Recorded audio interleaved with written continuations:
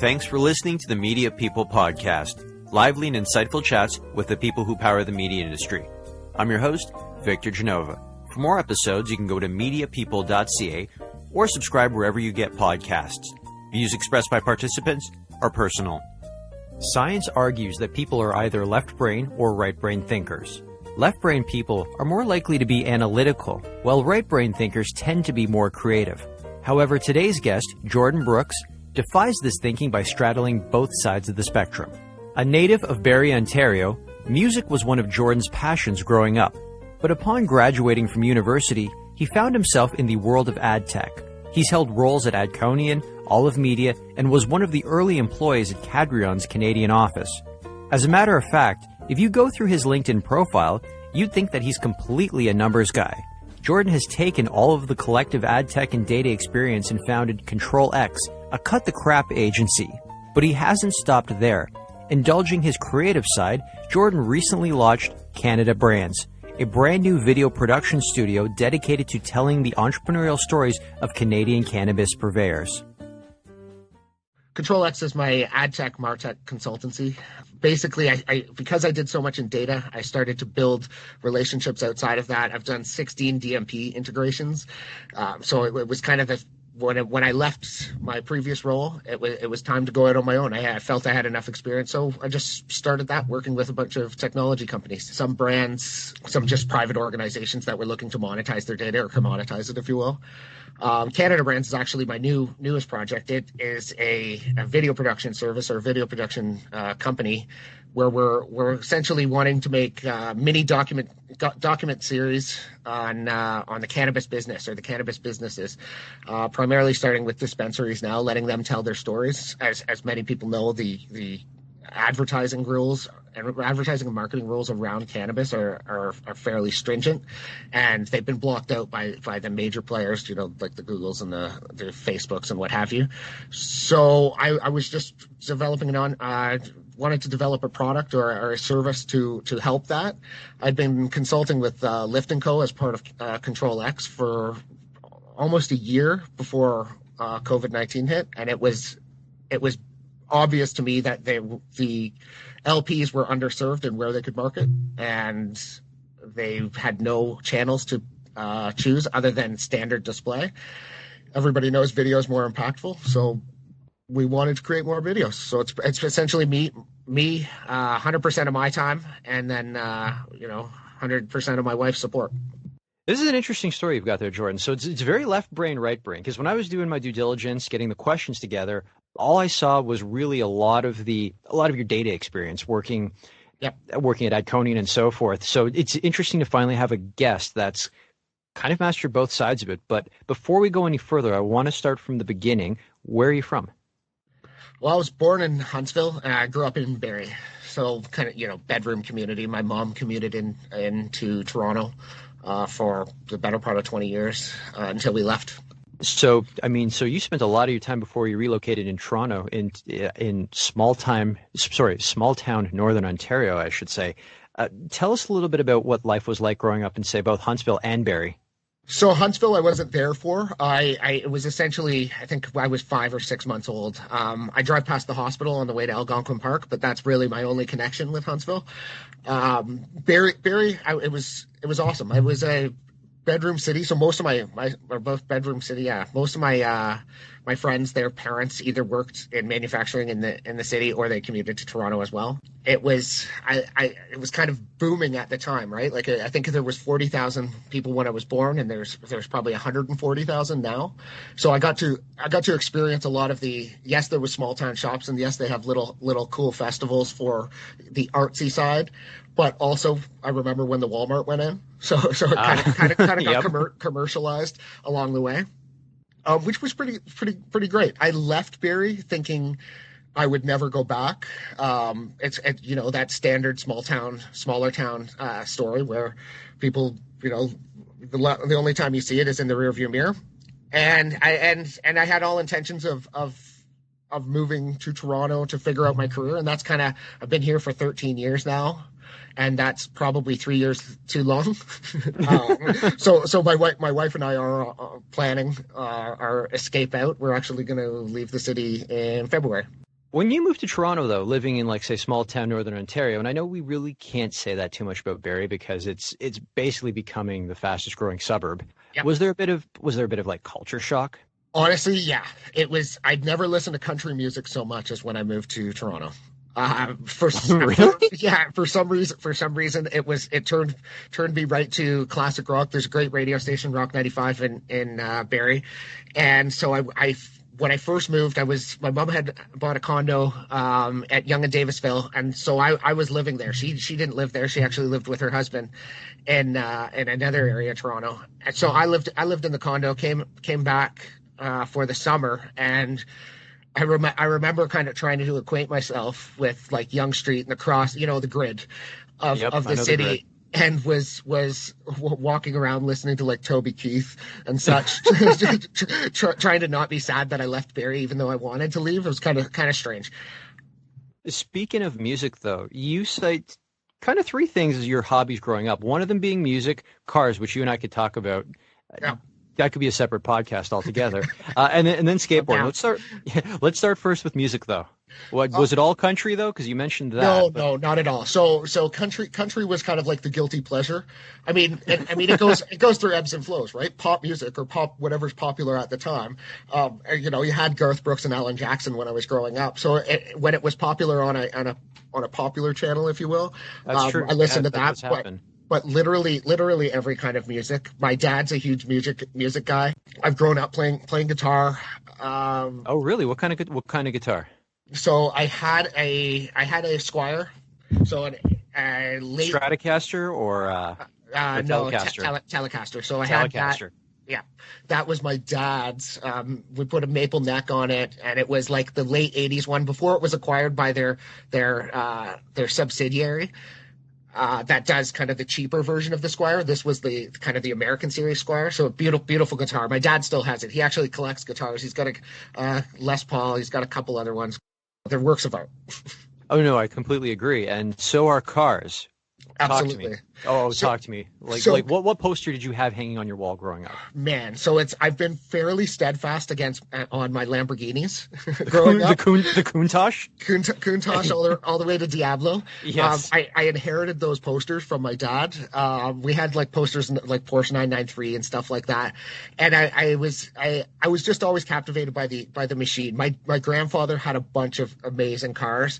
Like the old style Monte Carlos. He had a one of those 60s Chevrolet with the big kind of the fin tails and everything.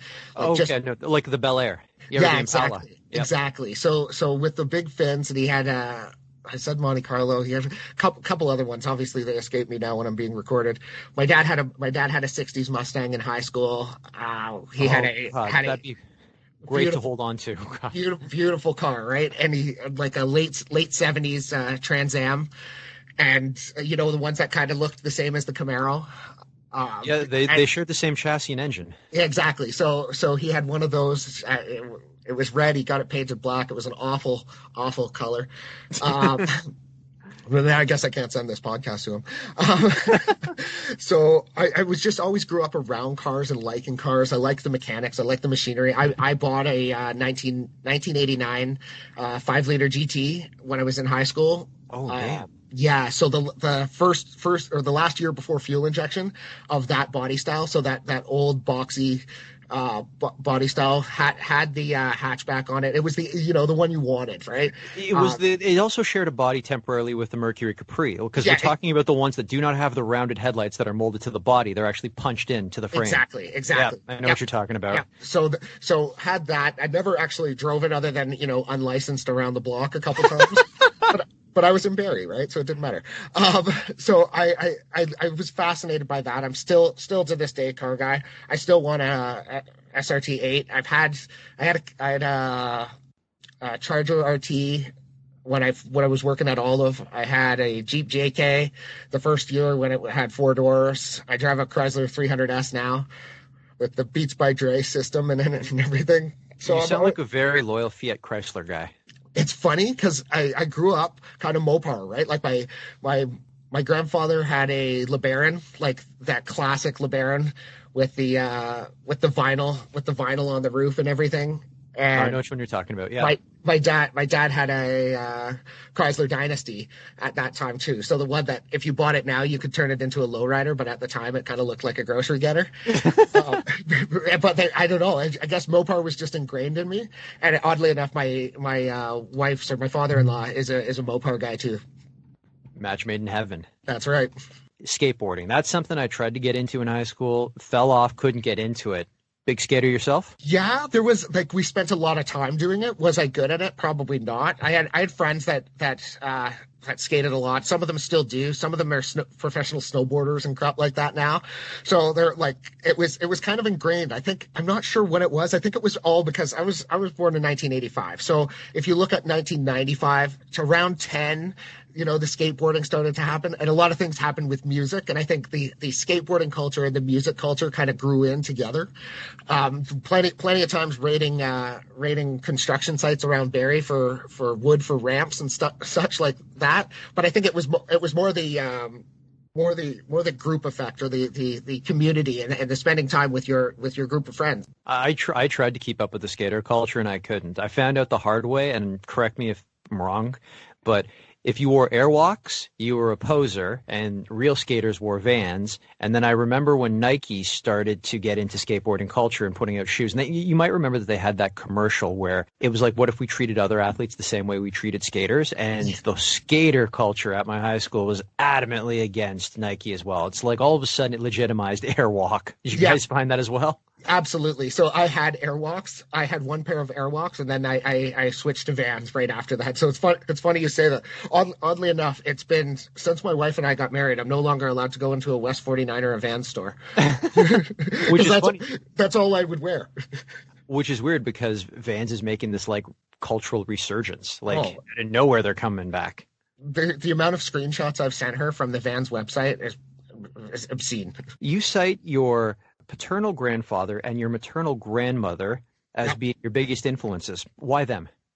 So I came from a split family, right? So my parents divorced when I was very young. I don't remember them together. That's probably best, frankly. But they both took a very big part in raising me. I should note that my parents always lived in the same area, and they were cordial and everything. And if they were both in if they were both in one of our living rooms, it meant I was in trouble. But my grandfather, he was retired. My grandmother wasn't. So before I went to school, or even half day kindergartens and stuff like that, I would go to my grandfather's before class, before school, and he would pick me up and we would ride around, play games, and go pick up my grandmother for work. He was an amazing man. He was a firefighter in the Canadian military for 40 years.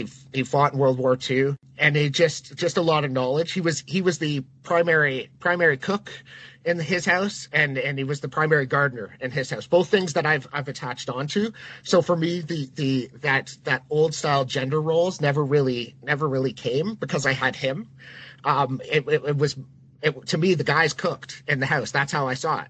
On the other side, my grandmother was hippie and staunch feminist, and it was great being around her. She raised me in a lot of values. She talked to me like an adult when I was 8, and we would go on dates where we could go and sit in the food court at the mall and just talk. And this is back when you could smoke, so she'd be hacking darts while she would, in the smoking section. The 5 tables in the same room that you're allowed to smoke at. The little tin ashtrays that were pretty much muffin tins. Exactly. I know what you're talking about. Yep. Exactly. When I picture that, I think of the little tin ashtrays.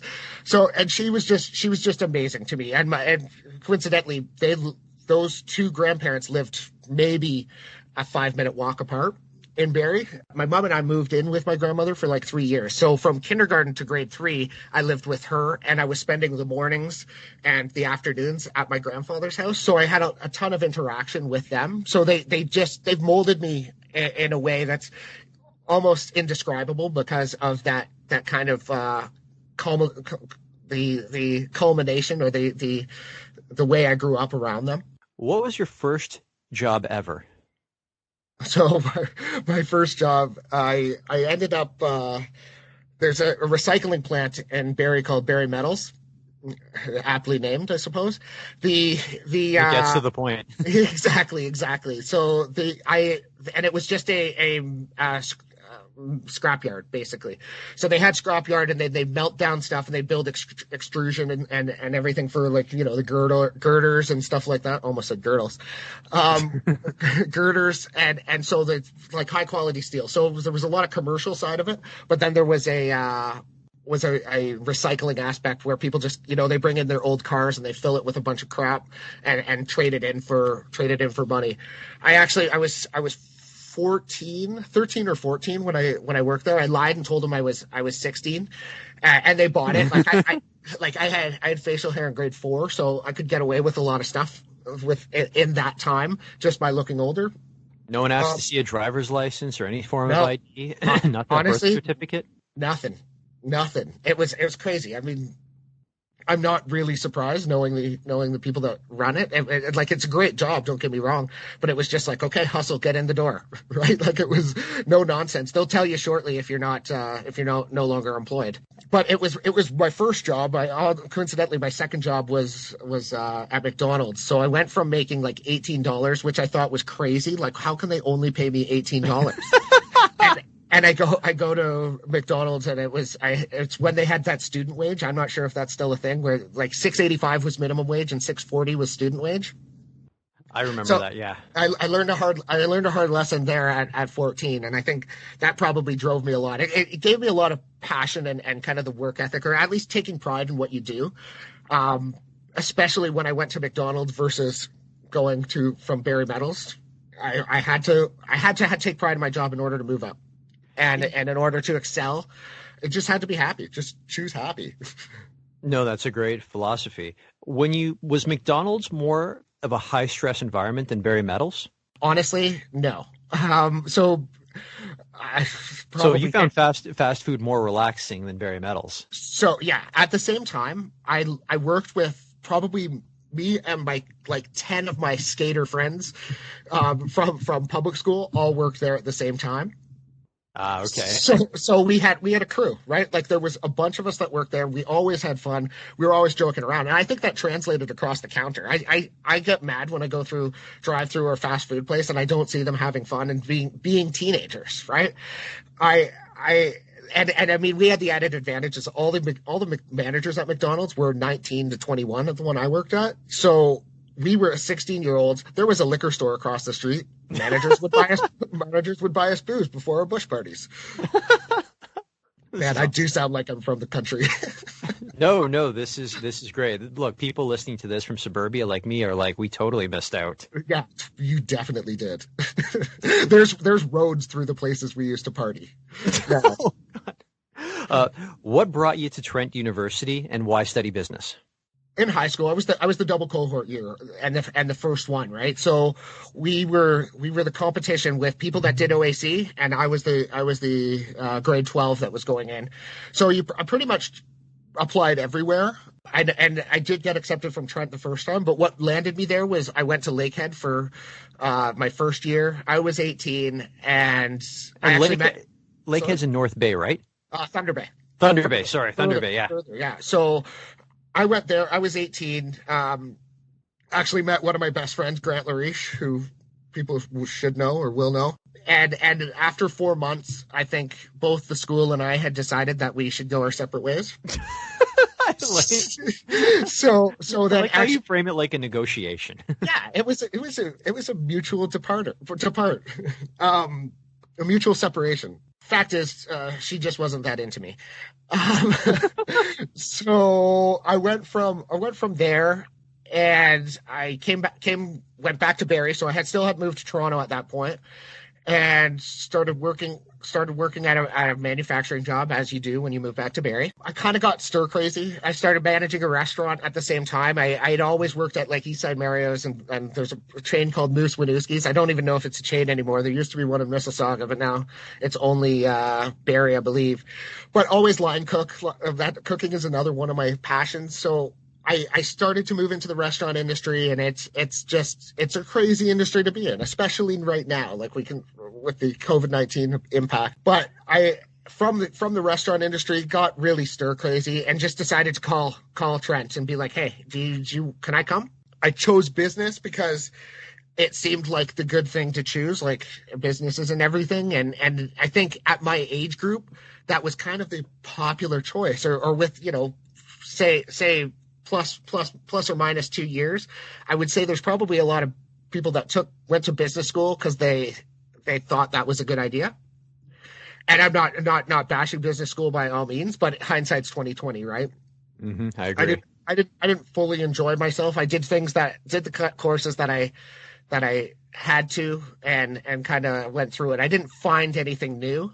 I've always kind of been entrepreneurial and I've read a lot of business books growing up. I for some reason I can't get into fiction, so I always end up reading biographies or reading about business and that kind of thing. So honestly, when it got to business, my business degree has helped me most now, but it took 15 years or 20 years to either have a benefit. So what was your first media job then after graduation? So I didn't know what industry I wanted to be in, frankly. I moved back to Toronto. I started working at Hemingway's again. I worked there for most of my university and a fair amount after. And it was Grant Lariche that got into the industry working at Sweet 66. So I met, Chris Quinn, met Carolina Jung, Aaron Ron, like Marcus Templer, Marcus Biafore, like all of these people that I'm still, friends with and what have you. Met all of them really early on in their careers. Grant kept going. And then I started learning about ad tags and the AdSense tags and kind of made my own job because I couldn't really find one. They say like 1 year experience or whatever, but I couldn't find that. So I decided to make it. Ended up negotiating some deals with some couple like hip hop sites, couple like hockey sites, and just it was that same old network story. Like they didn't have direct representation. They had AdSense tags for Canada, no direct representation, and it was kind of like I didn't buy any of their inventory, but if I brought them an IO, they would take it. Gotcha. Okay. And at that point, I changed my phone number to a 416 number. I put my office address as 1 King West. And just what is it? 1 King West. Is there even a condo there? Oh, the hotel. Condo and a hotel. Okay. So I put it at that. I changed to a 416 number, and I just started calling people, going into like Ben Simon Byrne and Zig at the time, and all of these smaller agencies, Henderson Bass before it was HBK. And just started pitching what I had and kind of learning along the way because I'd have a slide up and people would say, so how many uniques you'd get? And I'd be like, that is a great question. I'm going to get back to you. Then the next time I do a presentation, I have the uniques on the slide. Oh, so you're learning on the fly. Exactly. So I learned to do that. And actually during that time, it happened that Grant and Aaron were friends. So I would hang out with Aaron a bunch, and when I saw that Adconian was hiring, I just applied. I went in and chatted with her. I think like we were friends still to this day, and it was just like she knew my personality, so she knew where I could go. And I applied for an ad ops job, and she took me for her team to go on the media team because it's more of a biz dev role. You're essentially chasing down the networks or the people to fill your network. So you're calling Rubicon, you're calling AdBright, calling AdMeld, like all those old names pre-consolidation, and getting verticalized tags for the network, and that's basically how I started. You had 2 roles there at Adconian. And I got to tell you, personally, it's nostalgic hearing that name. When I saw that on your LinkedIn profile, I was like, man, and even you said Rubicon. I'm like, these are names I have not heard in God knows how many years. Yeah. You had 2 roles there, media account executive and director of business development. What was the difference between the 2? So they were all in the same line. So this is the greatest thing about, you always think your first job is whatever tools you have, you think maybe they'll be better, maybe they'll be worse, or frankly for me, I didn't even know. I figured they were standardized tools across the industry. So when I went, Adconian was great with their transitions. So you start as a media account executive and you go into a media account manager or MAM. And you have that program progression. And what they had was a sheet that just said the things you needed to tick off, the things you needed to do and how many months you needed to do them for before you got your promotion. And this is ad network days. So money was no object in terms of increasing people's salaries. Because if they were willing to chase that, so going from 35K a year, I needed to make more money because I was working in a restaurant before that and having an untaxed income. So I asked Erin, she's like, here's the list of things you need to complete. So started firing into that. That's why the growth was so quick. I mean, in terms of responsibilities, it was day-to-day nitty-gritty stuff. And then the partnership development thing came around because it's like partnership development exchange platforms and whatever. There's like 36 characters in that title. And functionally, I just started working on what we would now call programmatic. So we had an ad network, obviously, and an ad server, and I was calling Rubicon for those tags, and I was managing margins. So you do, a portion of rev share commitments and a portion of CPM commitments, because you can make higher margin on a CPM if you sell it for more. So what we started looking at was that Nexus user interface, and how can we drop creative tags that are actually our ad network tags. And with the product people in Santa Monica from Adconian, we kind of built out this process whereby I didn't have to buy anything from a network. I just used programmatic, used the real-time bidding aspect of it. At that time, App Nexus wasn't auditing creative. So you put in one campaign, right? You put in one campaign, and then you start serving your entire network on that. And that's really where I got the chops, right? Like that's what propelled me into the olive side, because I knew how buying was going to happen. I kind of foresaw how that buying activation and where those the desks or what would become the trading desk many years later started building. You brought up Olive Media. Let's jump in on that one. So Olive Media, because rest in peace, it's no longer around, although they did throw great parties. So what brought you to Olive Media? Did you find that role? Did the role find you? And then just tell everyone what Olive Media was. Olive was an amazing site rep shop, like Torstar Digital, and we're known for its people and its parties, right? Like that place was awesome. I get goosebumps thinking about how much fun I had there, even the short time. Frankly, I went there to work with Mladen. I'm familiar with Mladen. Yeah, I know Mladen. Right? Mladen Reykjavik. So he was kind of, Grant held him in high regard, and I followed Grant around. So I held him in high regard too. But I was actually selling to Olive via a private marketplace from Adconian. So we were familiar with each other, and Natasha Kulis was their kind of the BD person. And so we all started talking about private marketplaces, and then I saw the job, and it basically called my name. It had everything they needed, and I had the experience. And at that time, I don't think anybody else really did. Right? You might have the higher up people that did CPACs and like Matt Thornton and people like that were probably way higher than that caliber of role that they were looking for. So I think I was one of a handful that probably could have honestly applied for it. And yeah, so the role kind of found me. And it was a great place because they had premium and exclusive relationships that's the remnant game, like getting rid of that remnant inventory needed to be a thing. And now there was another outlet. You didn't need to put it in OBR or their performance network and try and manage performance and margin when you could just sell it out to the greater internet population. You mentioned that it was a short stint at Olive, and then from there you made the jump to Cadreon, which we should say is, it still exists, but they rebranded Matterkind, but we're going to call it Cadreon because you were there when it was called Cadreon. So again, how did you find that role? Did it find you? And what was your first? I know that you had a series of promotions there, but tell us about your very first role there and what Cadreon looked like when you started. For sure. So it will always be Cadreon in my mind. I should note that. That happened the same way as Adconian, basically. Erin was there, and Erin was the technical director, and I think she was like hire 3 or 4 on that.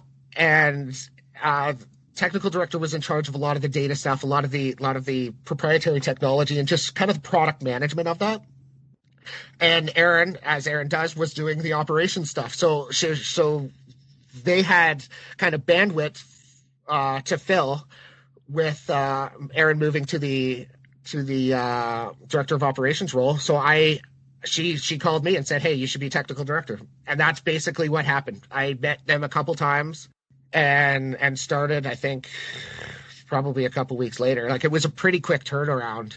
I think I was hire number 8. So it was a small team, but like wicked good people, both personality wise and at their jobs. So we were small, agile, nimble. At the time Tessa always tells the story about looking in turn and not having any geo-targeting across Canada, so you could just target Canada. And that's exactly what it was like. We were ripping apart platforms in the beginning of agency trading desks, trying to figure out how Canada is going to navigate this. And so it was a lot of fun, a lot of great time. And then every person we hired for a long time was an amazing person, like amazing fit. We were huge on the culture there. So I have nothing but good things to say about any of those people. They are all still in my heart. I think fondly of them. It was just when I left, it was my turn to move on. And also I did like 5 different roles there. So yeah, I'm looking through this. I mean, you said technical director was the first one, but director of product and operations, director of data.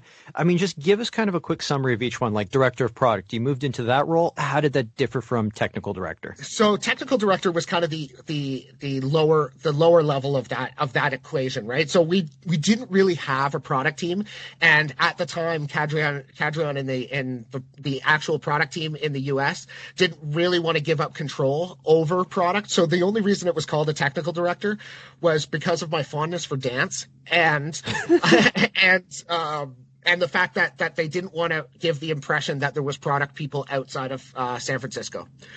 Okay. So what happened was I was basically doing the product stuff. Like, we had a global checkup team, and they started to realize that Canada was a significantly different market than the US, which they hadn't quite learned yet. We were more akin to like an Australia or a UK, both of which kind of go rogue and have their own product team. So once again, to Tessa's credit, she lobbied for me to be actually called the product person, and that way we could cultivate better relationships with our internal partners, with our DSP partners and that kind of thing, because they would essentially look at my title and go, okay, yes, we do need to do this for him because he's the Canadian person for that.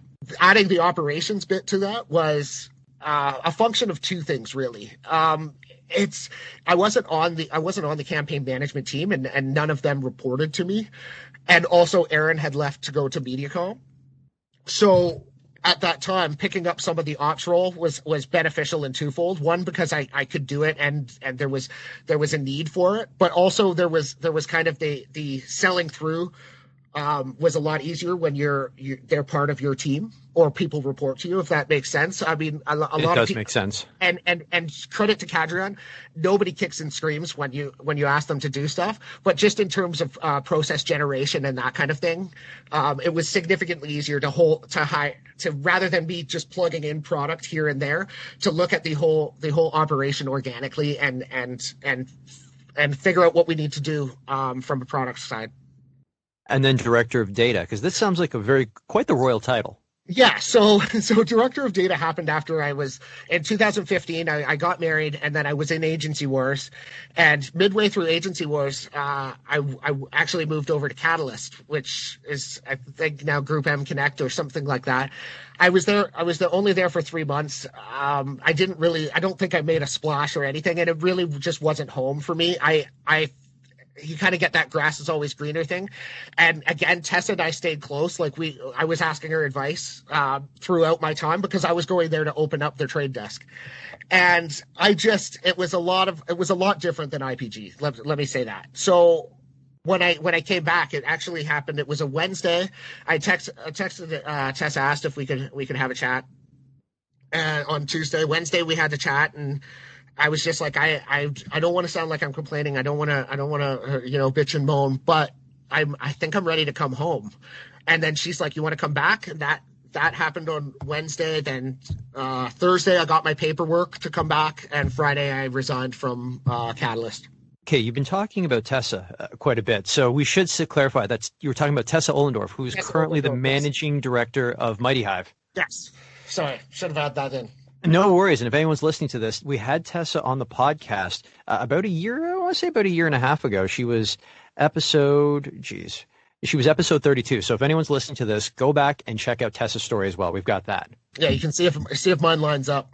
No, it's cool. It's like we're creating like this media people universe. It's like, for sure. or kind of like Star Wars. Like, I don't know, Solo and she's the Mandalorian, I guess. There you go. It's all in the there same we go. universe. It's all tied together in the same universe. You should patent it to call it like the media people universe, like MPU, like they do the MPU. I love that. Oh God, I could go on about comic books forever. That's a separate podcast. Fair. So yeah, Tessa was great. Open arms, let me come back. And when we sat down, there was. Do I want to go back to director of product? I didn't want to do operations because frankly, the team had grown so much that it was unfeasible for me to do operations and that. And also in conjunction, Aaron was coming back with me as the GM. So a lot of that operation stuff was covered. And we thought product, and we're like, well, you got pulled in so many different ways doing product. Why don't you choose data?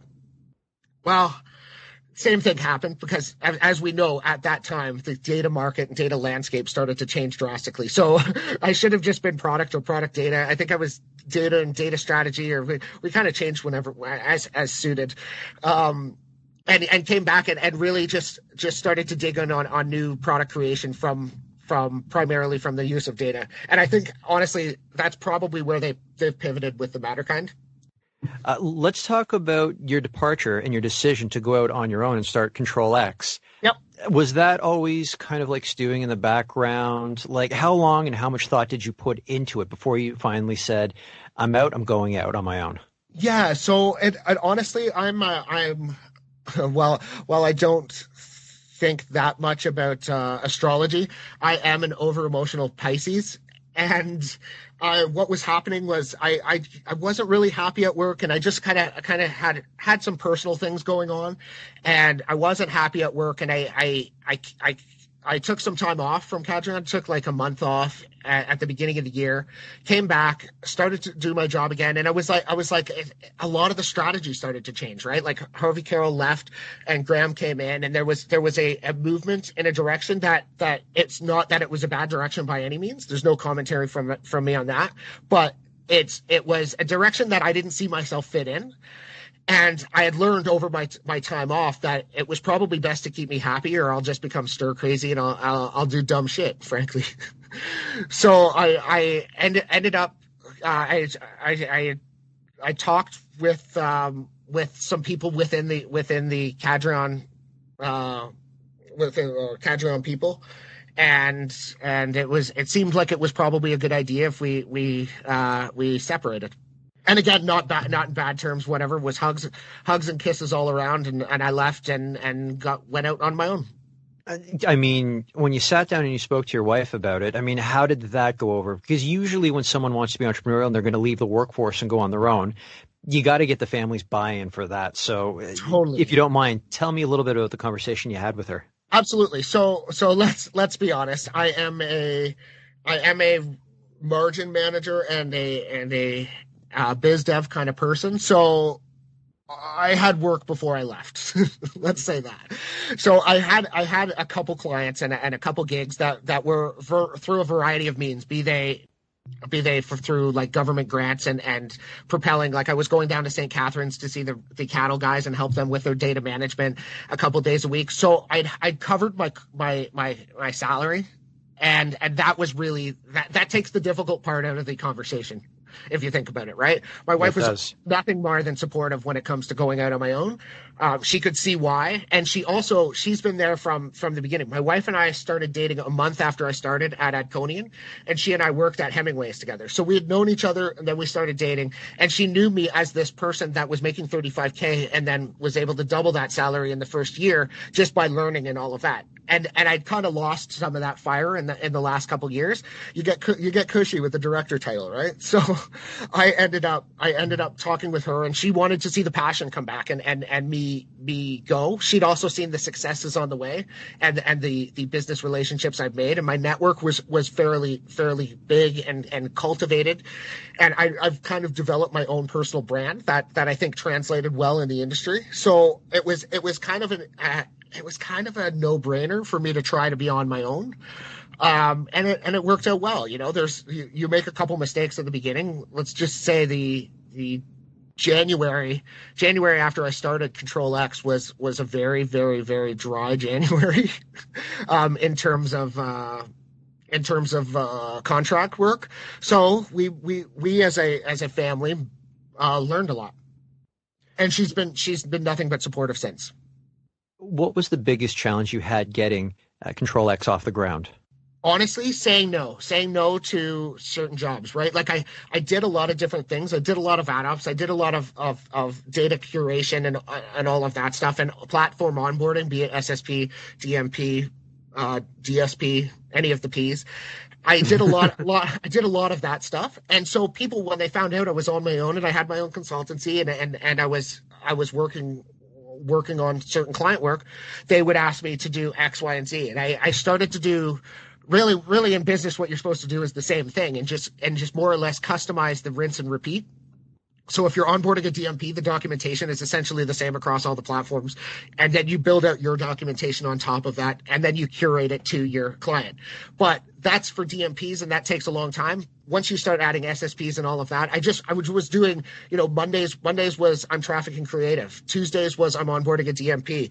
Thursdays was I'm building sales decks because people need help getting into agencies. It was just so many different things that I didn't have focus on one thing. So I felt anxious and stressed out all the time because everything was go, go, go. There was no real calm area. And I know you, as an entrepreneur, you're not supposed to look for calm, but there was no consistency.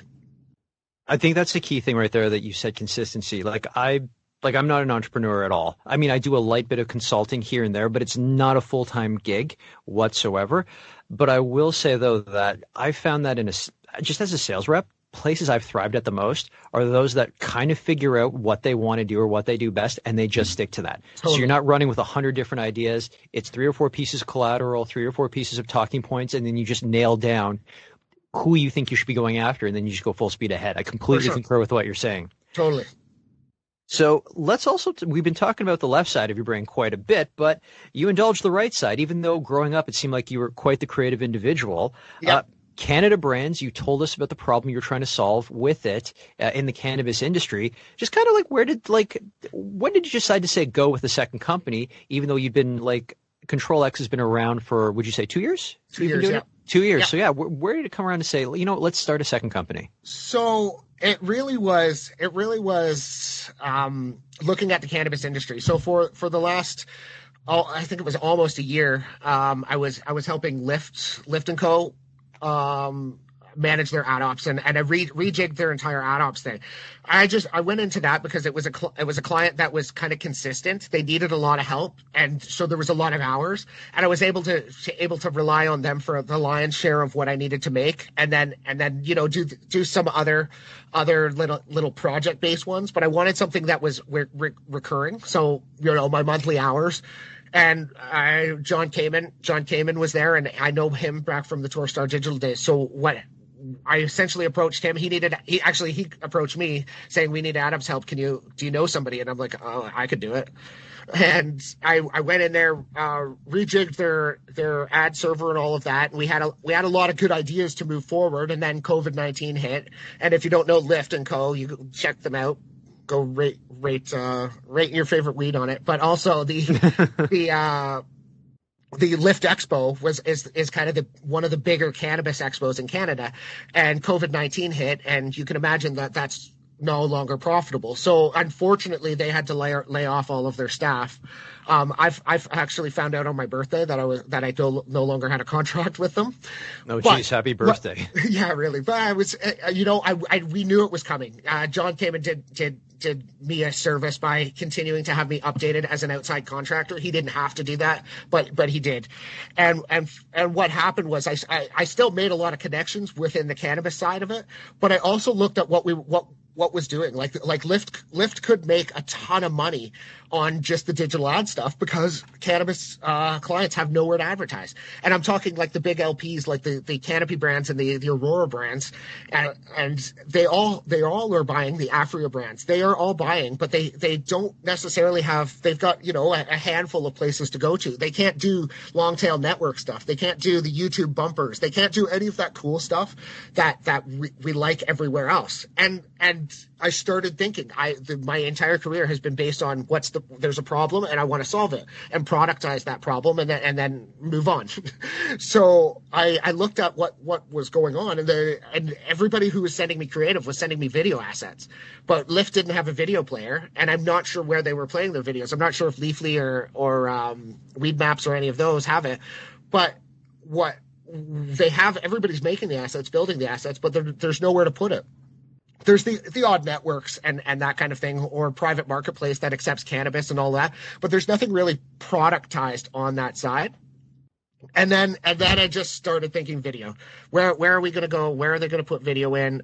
I figured if there's no video available or no sponsorship, like the best way to move forward in cannabis would be to have kind of sponsored content and editorialized, right? Because it's a consumable intoxicant, but it's also a very, very community specific brand where if you want your information, everybody kind of goes to the same spot. That's why Lyft has done well. That's why Leafly's done well. That's why Weed Maps have done well. There's kind of those pinnacles within it. And I look, there's bud tender reviews and that kind of thing, but I'm fascinated by the business. I want to know those Canadianity stories that you hear of the grandmother having a grow op in her backyard and turning that into a business, or the franchisee or the franchisor who had a bunch of A&Ws or Wendy's or something and pivoted to cannabis because he knows how to franchise things.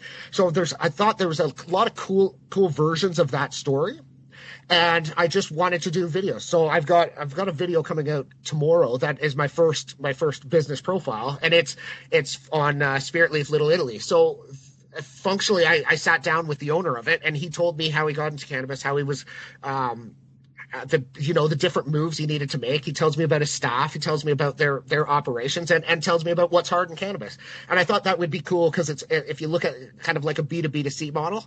So yes, it can be for consumers. If consumers want to know about their local dispensary, or if they're looking for a dispensary, or if there's cannabis tourism in there, they can find kind of a source to give them all the information they need. And that's really what I want to provide. Jordan, Yep. If someone wants to get in touch with you to talk about either company for CTRL-X or Canada Brands, Yep. what's the best way to get in touch with you? What email or what site can they go to? You can go to cannadabrands.ca. That's Canada spelt with two N's. And JB at cannadabrands.ca or JB at CTRL-X.ca or LinkedIn, Facebook, Instagram, TikTok when I figure it out. any place. This has been fantastic. So let's go through a couple of rapid fire questions. Yep. The campaign you're most proud of. Boston Pizza. So it wasn't necessarily a campaign, but if you think of me as a product guy and a biz dev guy, the relationship that Cadreon cultivated with Boston Pizza was amazing. They let us try a bunch of different stuff from the data management. I had direct access to their online CRM from their order platform, so I could start to look at measurements. We started doing analysis of their out of home versus takeout items, and they were great because they would pump the gluten-free menu if we wanted them to, just to see if we could get an uptick in gluten-free items on orders and stuff like that. So it was a really, really collaborative relationship, and that's why it's my favorite. Your favorite movie? Favorite movie, I fluctuate between all of the Guy Ritchie films. Oddly enough, my wife and I have plans to watch The Gentleman tonight. And then my wife and I also watch We Bought a Zoo, both because we're going to be we're aspiring farmers, and that's our next move. I'm also a Guy Ritchie film fan, and I like The Gentleman, but I got to say Rock and Rolla never gets old. So Rock and Rolla I almost put Rock and Rolla as my favorite one because it is the best one in my opinion. I heard Guy Ritchie or the Gentleman falls flat in a couple places, but I'm still excited. Well, look, not to digress, but he needs to make the sequel because he promised us at the end of the film the real Rock and Roll. For sure. I remember that every time I watch it, which was probably once a month, and then I get angry, just like I'm angry that Avatar still hasn't come out. Guy, if you're listening, we need the sequel. We need the real Rock and Rolla. Well, he definitely is listening. Favorite video game of all time? Well, Last of Us Part 1 and 2, but I am notoriously bad at video games. I was the kid that got the controller taken away or was handed the unplugged one. But I like to watch them. My wife plays them, and I watch it like it's a movie. If Hollywood were to make a movie based on your life story, who would you want to play you? The guy from what's his name, Tormund Giantsbane or whatever, the wildlings. Yeah, from Game of Thrones. The bearded ginger wildling. The actor's name, I looked him up. It's Christopher, and I don't know if I'm getting the last name correct. Hiu, I think, or Hivu. I think the J is silent. I follow him on Instagram. He did have COVID-19 at one point. Yeah, I follow him too. He did have that. Yeah, that's correct. Your favorite book? Playing with Fire, Theo Fleury. Again, I can't read fiction for some reason. Look, I'm the same way too. I read nothing but biographies or comic books. That is my fiction. There you go. Your favorite song? Hands down, Sweet Judy Blue Eyes, Crosby, Stills, Nash and Young. The best advice you have ever received? It's from my dad, my grandfather. Follow your gut. If you could go back in time and give your younger self advice, what would you say? Can I swear on this? Go for it. Yeah, just bleep it out. I'd say chill the fuck out and everything will be fine. My signature closing question: if you weren't in media, what would you be doing and why? Farmer. We will do that. I mean, my wife and I are leaving the city in February to downsize in order to buy a farm. Not sure why. It's just always been that way, frankly. She grew up in the country. I quasi grew up in the country, so back to land. Jordan, this has been fantastic. Thank you so much for your time. Thank you. That's it for today's show. For more episodes, you can go to mediapeople.ca or subscribe wherever you get podcasts. And don't forget to follow me on Instagram @VicGenova.